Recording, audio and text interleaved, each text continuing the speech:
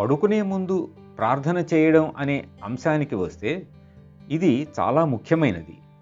సహజ మార్గ సాధనలో అనుసరించే ప్రార్థనను 2-3 సార్లు అనుకొని దాని భావార్థాన్ని గురించి ధ్యానం చేస్తూ వస్తే ఆ ప్రార్థన వివిధ భావాలను మనకు క్రమేణా అవగతమయ్యేటట్లు చేస్తుంది. అది పైకి కనిపించేదానికంటే లోతైనది. అభ్యాసులు మొదట్లో తరచుగా ఓ మాస్టర్ అని అంటామే, ఆయన ఎవరు?